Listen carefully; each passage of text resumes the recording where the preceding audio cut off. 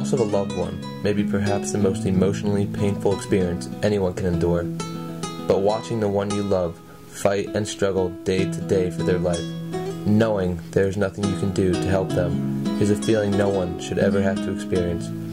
Knowing that only fate can take over, watching every second turn slowly into minutes as every aspect invades your mind. There is nothing, but still, there you are, seated at their bedside, night after night, hoping that there may be some chance your presence will help them.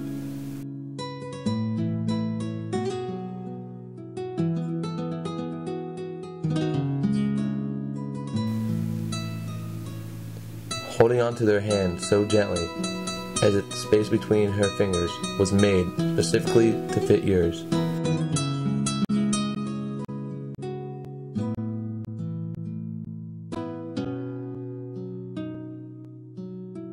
With a gentle kiss goodnight, it is never easy to leave.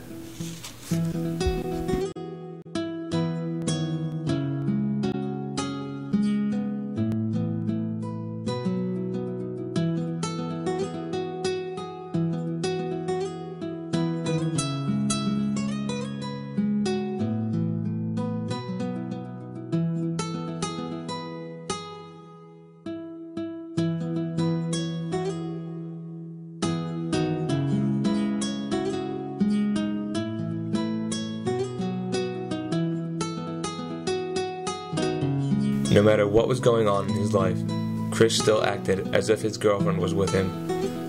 Eating dinner after the accident, he would continuously, always, set an extra plate for her.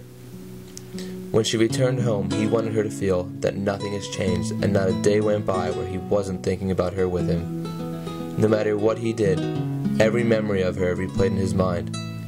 As he sat there that night quietly eating by himself, he couldn't help but relive that horrible accident.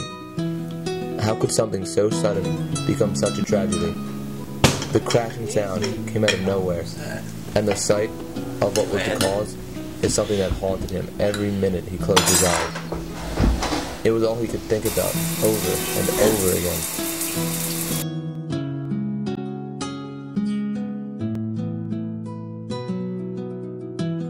During the first night Joanne was in the hospital, Chris developed an idea that he was going to write a different reason each day as to why he loved her so much on a simple yellow piece of paper.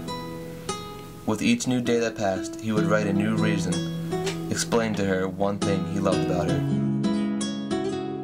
As he slept on the couch next to her that night, Chris dreamt about the first time they met. If it weren't for his trainer forcing him to go to the gym that very day, at that exact time, he would have never met the love of his life. What? Wait, what's wrong with this? Why did it just stop working? What the heck? What's wrong with this machine?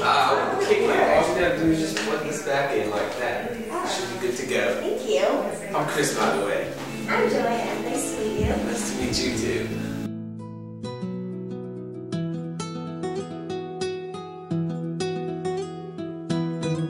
Days, weeks, even months went by.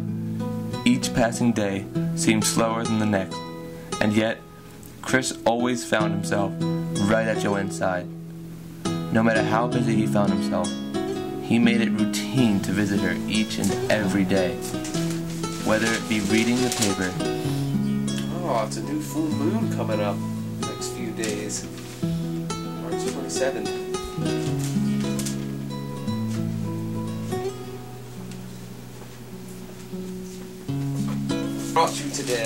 Brought you your favorite flowers. I also decided or to even read her you a favorite poem. poem. Chris was always there for her. Let's see.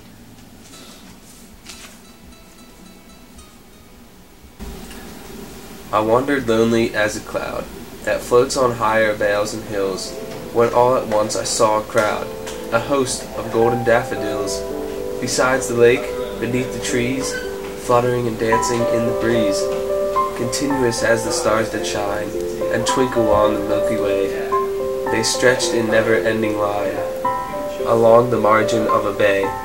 10,000 saw I at a glance, tossing their heads in sprightly dance, The waves beside them danced, but they outdid the sparkling waves in glee. A poet could not but be gay in such a joking company. I gazed and gazed, but little thought what wealth the show to me had brought. For often on my couch I lie, vacant or in pensive mood, they flash upon that inward eye, which is the bliss of solitude. And then my heart with pleasure fills, and dances with the daffodils.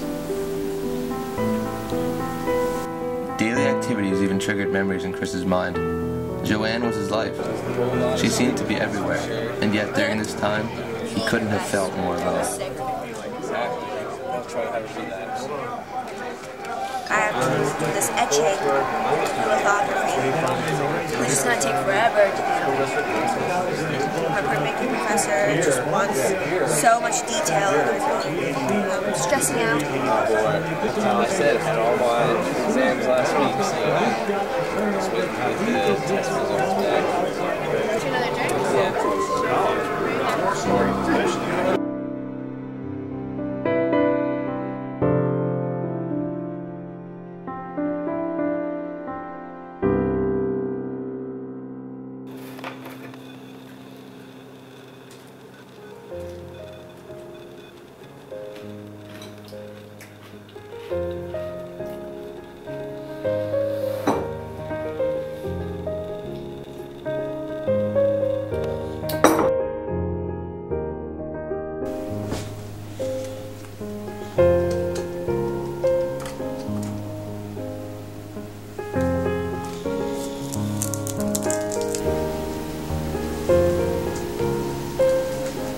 All these pictures, this one, and it was the time we did that thing, and we went over to this place, and this was the day I asked you out. This is our first date when we were ice skating.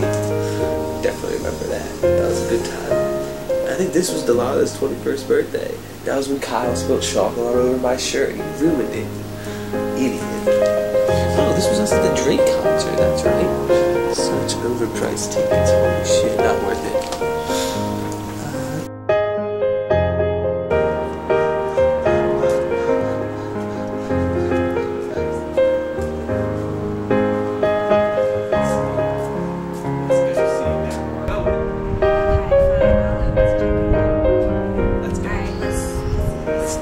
Months were passing, and Chris found himself starting to lose hope.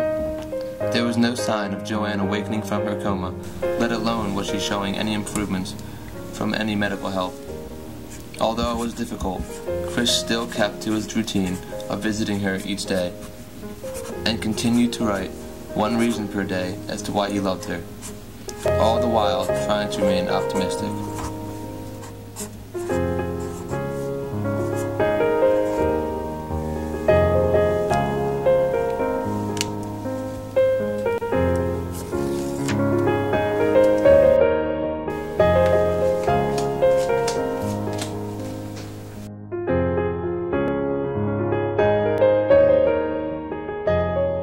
Finally, after 252 long days, Joanne awoke to find Chris right there next to her. Joanne? Joanne?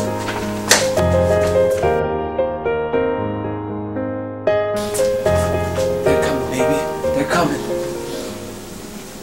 The doctor had given Joanne one extra day of rest before she was allowed to leave the hospital.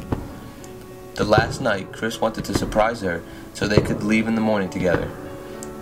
The footsteps at the door, however, Yo, where you going? were not the best anyone could have ever You got any money? expected. What? No. Yo, what's in your pocket? Yo, give me. Excuse me, ma'am. Are you Miss Joanne Lee?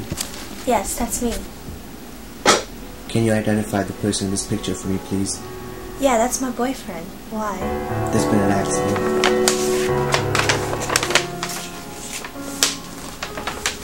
Chris had been murdered on his way to visit Joanne. Unfortunately, instead of him being with her that last night, the only thing she had of his was the items found in his pocket at the crime scene, and a small yellow note that simply read, reason number 253.